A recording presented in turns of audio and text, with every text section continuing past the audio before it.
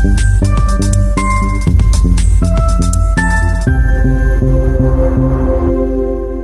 morning everyone. Welcome to Shri Balaji Institute of Nursing. I am Kusum, your Fundamental of Nursing faculty. आज का हमारा topic है level of prevention. Most important topic है आपका community के लिए भी और फंडामेंटल ऑफ नर्सिंग के लिए. मोस्टली 5 मार्क्स से हमारा क्वेश्चन आता है, मोस्ट इम्पोर्टेंट है. ठीक है, अब देखते हैं कि लेवल ऑफ प्रिवेंशन होता क्या है. तो सबसे पहले देखो, efforts of society to promote and sustain the population. Promote और prevent and sustain the health of the population. देखो इसका मतलब क्या है बेटा कि हम कितने एफर्ट हम सोसाइटी के अंदर एफर्ट्स लगाते हैं. किस चीज़ के एफर्ट्स लगाते हैं? कोई भी डिजीज कंडीशन है होने से पहले हम क्या करते हैं, उसके रिस्क फैक्टर को असेस करते हैं. उससे पहले हम क्या बताते हैं, उसके प्रिवेंशन बताते हैं कि हम इस डिजीज को कैसे प्रिवेंट कर सकते हैं. ठीक है, वो होता है कि हम उसकी पेशेंट. यार दोबारा स्टार्ट करते हैं आज, 1 minute. Good morning everyone. Welcome to Shri Balaji Institute of Nursing online platform. Today I am going to teach you about the level of prevention. ठीक है, अब देखो ये मोस्ट इम्पोर्टेंट टॉपिक है फंडामेंटल ऑफ नर्सिंग का. ठीक है, या कम्युनिटी के अंदर भी हम आपको आपने देखा होगा लेवल ऑफ प्रिवेंशन हम पढ़ते हैं.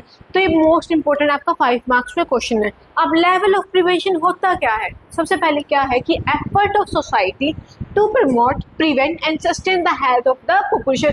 हम कितने एफर्ट्स लगा रहे हैं सोसाइटी के अंदर, किस चीज़ के लिए लगा रहे हैं? किस चीज़ को प्रमोट करने के लिए, किस चीज़ को प्रिवेंट करने के लिए और सस्टेन करने के लिए. अपनी हेल्थ, किसकी हेल्थ? पॉपुलेशन की हेल्थ को प्रिवेंट करने के लिए. अब देखो, अब बात तो हम कर रहे हैं कि लेवल ऑफ प्रिवेंशन. अब प्रिवेंशन होता क्या है? देखो बच्चे, group of activity design to protect the individual and member of community from illness and its harmful effect. कि एक ग्रुप ऑफ एक्टिविटी हम परफॉर्म करते हैं. क्यों परफॉर्म करते हैं? हम किसी चीज़ को प्रिवेंट करने के लिए, प्रोटेक्ट करने के लिए. मीन्स इंडिविजुअल या पूरे ग्रुप की हम क्या कहते हैं, हेल्थ को इम्प्रूव करवाने के लिए, या कम्युनिटी के अंदर, या उसके कुछ हार्मफुल इफेक्ट होते हैं. आपने देखा होगा कोई भी डिजीज कंडीशन हो जाते हैं, कुछ तो कॉम्प्लिकेशंस होते हैं, कुछ हार्मफुल इफेक्ट होते हैं. ठीक है, इसका मतलब ये होता है.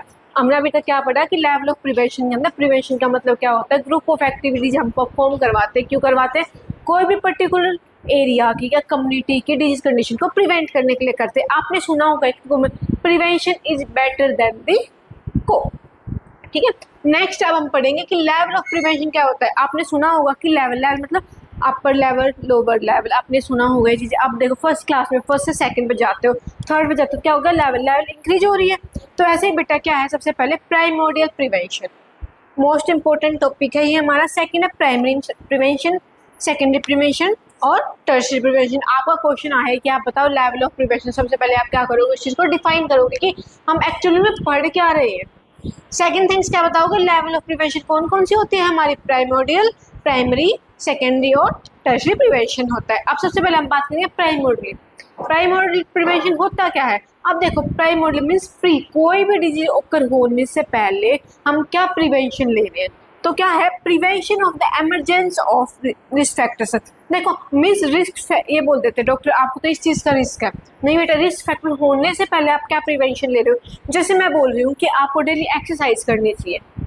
ये क्या हो गया? आपके प्राइमोडियल प्रिवेंशन. कैसे हो गया? देखो बेटा, अगर हम मान लो हमें पता है कि एक्सरसाइज नहीं करेंगे, ओबीज हो जाएंगे, अलग कार्डियोवास्कुलर डिजीज कंडीशन हो जाएगी, हार्ट की डिजीज हो जाएगी. तो हम क्या कर रहे हैं? रिस्क फैक्टर होने से पहले उस डिजीज को प्रिवेंट कर रहे हैं. सेकंड क्या है? Stop risk factor before they occur.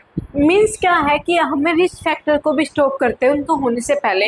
अब मैं बोल रही हूँ कि मैं मोटी होती जा रही हूँ, ओबीज हो रही हूँ, तो हमें रिस्क फैक्टर आ सकते हैं. तो इसका मतलब क्या है? उस चीज़ को हमें स्टॉप करना है. यहाँ तक क्लियर है आपका? अब हम इसके अंदर किस चीज़ पे फोकस करते हैं? सबसे पहले है बेटा social, environmental and behaviour condition पे हम फोकस करते हैं. अब इसका मतलब क्या है कि सोशल, हमारे सोशल एरिया पे, एनवायरमेंटल एरियाज पे फोकस कर रहे हैं और बिहेवियर कंडीशन पे हम फोकस कर रहे हैं.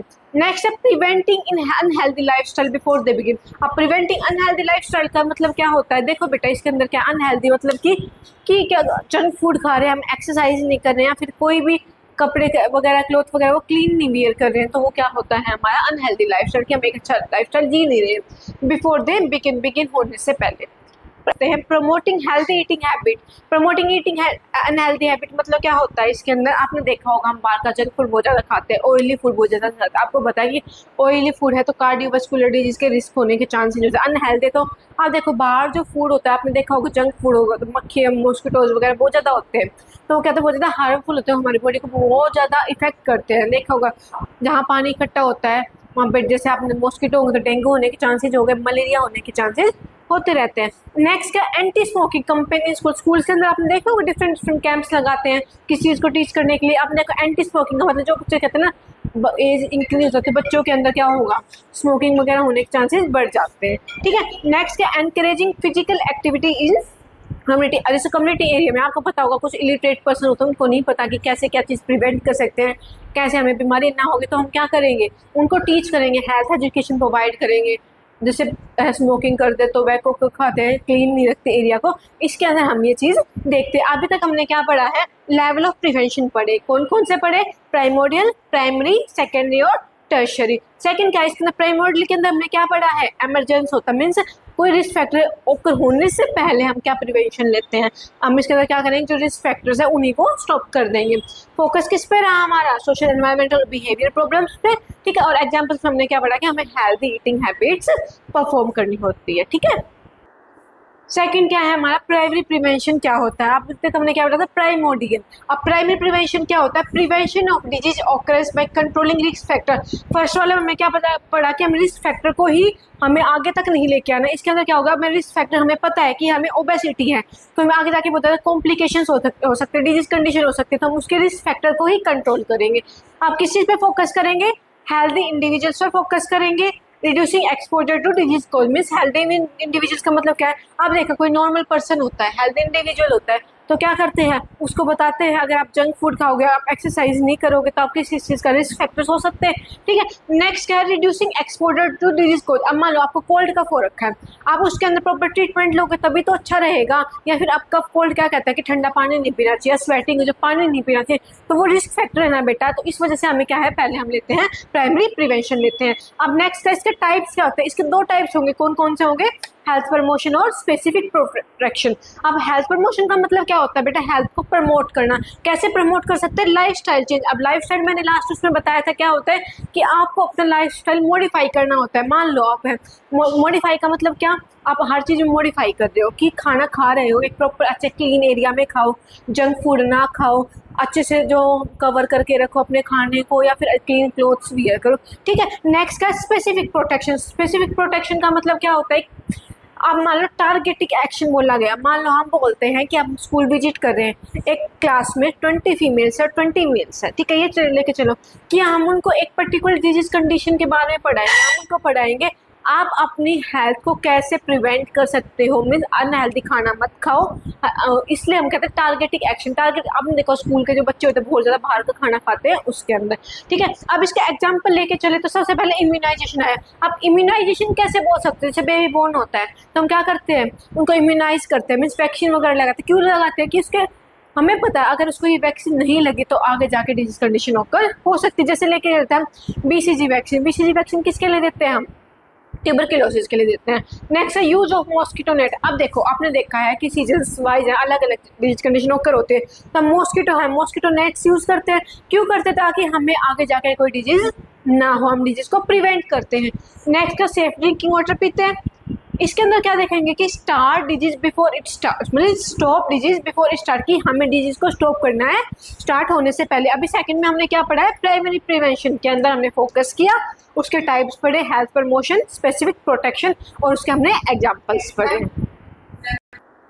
थर्ड है हमारा सेकेंडरी प्रिवेंशन। सेकेंडरी प्रिवेंशन का मतलब क्या, अभी तक हमने क्या पढ़ा है, प्राइमोडियल और प्राइमरी प्रिवेंशन पढ़ा। अब सेकेंडरी क्या मतलब क्या होता है, early detention and promote treatment of disease. इसका मतलब क्या होता है कि बेटा अगर हमें अब बीमारी हो गई है, लेकिन उसको एक टाइम पीरियड के हिसाब से उसको ट्रीटमेंट देना है कि उसको बीमारी हो गई तो उसी टाइम हमने उसको डिटेक्ट कर लिया किस चीज़ का कॉम्प्लिकेशन है, इससे और क्या कंडीशन वर्स हो सकती है, and promote treatment of disease. उस डिजीज का हम क्या करवाएंगे, ट्रीटमेंट करवाएंगे। अब इसके अंदर फोकस किस चीज़ पे किया हुआ है हमारा, इंडिविजुअल हु में already have early disease, means individual means person है, उसको पहले से कोई बीमारी हो गई है।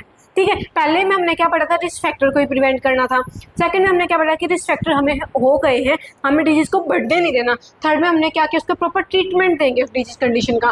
Detecting disease before symptoms worsen. अब मान लो आपको कोल्ड कफ है, आप प्रॉपर एक टाइम पे ट्रीटमेंट ले रहे हो। अब एक बात हो कि आपने ट्रीटमेंट नहीं लिया, वो कफ है, क्या पता ट्यूबरक्लोसिस में कन्वर्ट हो गई, तो एक प्रॉपर टाइम पे आपको ट्रीटमेंट लेना है। अब एग्जांपल्स क्या क्या हो सकते हैं, स्क्रीनिंग टेस्ट बताते हैं। स्क्रीनिंग टेस्ट कैसे, बीपी क्या होता है, ब्लड प्रेशर को चेक करवाएंगे, ब्लड शुगर टेस्ट करवाएंगे। टाइमली हमें ये चीज़ करवाते रहना चाहिए। हमें नहीं पता इसके सिम्टम्स हमें क्या दिख रहे, बाद में कंडीशन कैसे क्या वर्स हो जाएगी। सेकंड क्या है, मेमोग्राफी क्या होती है, ये एक टेस्ट होता है बेटा, किस चीज़ के लिए होता है, हमारे ब्रेस्ट के लिए। आपने सुना होगा ब्रेस्ट कैंसर भी फीमेल्स के अंदर बहुत ज़्यादा आजकल कॉमन हो रहा है, उसके लिए हम क्या करवाते हैं, मेमोग्राफी करवाएंगे। नेक्स्ट का पेप स्मीयर टेस्ट। पेप स्मीयर टेस्ट किस चीज़ के लिए करवाते हैं, हम सर्वाइकल कैंसर के लिए, वुमेन के अंदर हम करवाते हैं। ये वाले टेस्ट आजकल बहुत ज़्यादा इंपॉर्टेंट हो गए हैं। कौन कौन से, मेमोग्राफी और पेप स्मीयर टेस्ट। मेमोग्राफी ब्रेस्ट के लिए और पेप स्मीयर हमारा सर्विकल कैंसर के लिए करवाते हैं। अब नेक्स्ट है हमारा टर्शरी। टर्शरी मतलब जो लास्ट है रिहैबिलिटेशन। अब डिजीज हो गई, हम टाइम में उसकी मेडिसिन भी ले रहे हैं, अब हमें ये करना है कि हम उस चीज़ से क्योर तो हो रहे हैं लेकिन उसको और ज़्यादा बढ़ने नहीं देना है। कैसे, reduction of complication and disability. मतलब कि अगर हमें बीमारी हो गई है, अब उसको प्रिवेंट भी कर लिया लेकिन कॉम्प्लिकेशंस नहीं हो सकते। अब मान लो बेटा, अब आपको डायबिटिक मेलाइटिस है, डायबिटीज हो गई, आप डॉक्टर के पास गए, डॉक्टर ने आपको मेडिसिन दी, डॉक्टर ने बोला आपको मीठा शुगर कुछ नहीं खाना, तो आपने पर क्या किया, आपने बहुत ज़्यादा शुगर ईटिंग कर, लड्डू खा रहे हो, आपने बोला दवाई तो ले रहा हूँ पर आराम हो जाएगा, नहीं बेटा उससे कॉम्प्लिकेशन हो सकते हैं। ठीक है, पेशेंट विद डायग्नोस्ड डिजीज, मतलब हमें क्या करना है, हमें इसके अंदर डायग्नोस करना है, हमें पर्टिकुलर पता है किसी पेशेंट कैंसर है, कैंसर के लिए हम क्या करते हैं, कीमोथेरेपी देते हैं। नेक्स्ट है improving quality of life, means हमें पेशेंट की लाइफ स्टाइल को मॉडिफाई करना है, उसकी क्वालिटी ऑफ लाइफ को इम्प्रूव करना है। ठीक है, अब इसके एग्जाम्पल्स क्या होते हैं बेटा, ये तो हमने फोकस किस चीज़ पे करना है। Example, rehabilitation after stroke. आपने देखा होगा स्ट्रोक किसी अलग बात करें, कार्डिक फेलियर आता है, हार्ट फेलियर, हार्ट अटैक आ जाता है, तो हम क्या बोलते हैं, ऑयल वाली चीज़ें मत खाओ। क्यों करते, ताकि हमें पता है इससे कॉम्प्लिकेशन हो सकते हैं, हम उस चीज़ से तो रिकवर हो गए पर अदर फर्दर कॉम्प्लिकेशन हो सकते हैं। Physiotherapy after injury. अब मान लो किसी को किसी चीज़ की इंजरी हुई, किसी का हाथ टूट गया, पैर टूट गया, या किसी को कमर दर्द हो रहा है, तो क्या करते हैं हम, फिजियोथेरेपी करवाओ। तो इंजरी तो हो गई, अब एक बात, आपको सर्जरी हुई है किसी चीज़ की, बैक सर्जरी, डॉक्टर ने बोला आपको थेरेपी लेनी है, पर आप क्या कर रहे हो, दवाइयाँ ले रहा हूँ ठीक हो जाएगा, ऐसा नहीं होगा बेटा, एक प्रॉपर एक्सरसाइज आपको ट्रीटमेंट लेना ही पड़ेगा। नेक्स्ट है कंट्रोल ऑफ डायबिटिक, मैंने आपको एग्जाम्पल बता दिया है। Support groups and particular area, इसका मतलब क्या होता है, support group and long term care means हमें क्या करना है, अब ये नहीं है कि हमें सब कुछ पेशेंट के ऊपर छोड़ना है, हम उसकी फैमिली को भी समझाएंगे कि आपको इस किस चीज़ से इनको दिक्कत हो सकती है, आपको प्रिवेंट करना। अब ये बताओ, डॉक्टर ने बोला इसको बिल्कुल लाइट खिचड़ी फूड खाना है, लेकिन आप उसको रोटी वगैरह दे रहे हो, क्या होगा, मेडिसिन असर ही नहीं करेगी। एंड लॉन्ग टर्म केयर, हमें बताना है कि अगर हमें कोई डिजीज कंडीशन हो गई है तो उसके कॉम्प्लिकेशंस हमें प्रिवेंट करना है। तो अभी तक हमने क्या पढ़ा है, प्राइमरी पढ़ लिया, प्राइमरी पढ़ लिया, सेकेंडरी पढ़ लिया और टर्शरी। सेकेंडरी में हमने क्या पढ़ा, फोकस किस चीज़ पे किया और उसके एग्जांपल्स पढ़े। ऐसे हमने टर्शरी के अंदर पढ़ा कि रिहैबिलिटेशन होता है, फोकस किया और एग्जांपल्स हमने देखे। अब लास्ट है बेटा कि हमें जो भी अभी पढ़ा उसका ओवरव्यू देख लेते हैं कि अभी तक हमने क्या पढ़ा हमने, primordial prevention, primary prevention, secondary prevention और टर्शरी प्रिवेंशन सब। अब देखो प्राइमरी प्रिवेंशन में हमें क्या पढ़ा कि हमें कोई बीमारी नहीं थी, कोई भी डिजीज कंडीशन नहीं थी, ना ही हमारे पास रिस्क फैक्टर्स थे, तो इसके अंदर हमने क्या देखा, prevent the level of risk factors के लेवल को हम प्रिवेंट कर रहे थे। ठीक है, अब सेकंड है प्राइमरी प्रिवेंशन पढ़ा। प्राइमरी प्रिवेंशन में हमने क्या पढ़ा था कि जो भी हमें रिस्क फैक्टर हो गए उसको कैसे मैनेज कर सकते हैं, कि डिजीज को ऑकर होने से पहले हम उसके कुछ रिस्क फैक्टर आते हमें पता। देखो अब आपको कोई बीमारी है तो उससे पहले आपको कहते हैं ना मुझे तबीयत ढीली लग रही है, वो क्या होता है हमारा प्राइमरी प्रिवेंशन के, हमें रिस्क फैक्टर को मैनेज करना है। प्रिवेंट ऑनसेट ऑफ डिजीज, अब देखो तुम्हारी तबीयत ढीली लग रही है, तुम बहुत ज़्यादा काम करो, तुम थोड़ा रेस्ट करो, तुम्हारी तबीयत ठीक हो जाती है, तो वो किसके अंदर आता है बेटा, प्राइमरी प्रिवेंशन के अंदर। अब देखो ये था हमें सिम्टम शो नहीं हो रहे थे, अब हमें सिम्टम शो होने लगे, उसके अंदर क्या होगा, सेकेंडरी में हमने क्या पढ़ा, हमें बीमारी हो गई है, उसका प्रॉपर डायग्नोस किया, हमें प्रॉपर ट्रीटमेंट किया। नेक्स्ट क्या है हमारा क्लिनिकल कोर्स। क्लिनिकल कोर्स के अंदर आता है बेटा टर्शरी प्रिवेंशन। टर्शरी का मतलब क्या बताया था मैंने, रिहैबिलिटेशन की, हमें डिजीज भी हो गए, हमें बीमारी का पता भी चल गया, अब हमें दवाई भी लेना शुरू कर दिया। जैसे मैंने तुम्हें डायबिटिक का एग्जांपल दिया था, इसके अंदर क्या करेंगे, reduce complication and disability. It means हमें कोई भी कॉम्प्लिकेशन ना हो। डायबिटिक का एग्जांपल दिया था मैंने कि टाइमली उसकी मेडिसिन लेने के साथ साथ आपको एक्सरसाइज पे फोकस करना है, और जो हमें मीठा है शुगर नहीं खाना है, एंड डिसेबिलिटी को हम फोकस करेंगे। ठीक है, आज की क्लास में हमने क्या पढ़ा, लेवल ऑफ प्रिवेंशन हमने पढ़ा। Thank you.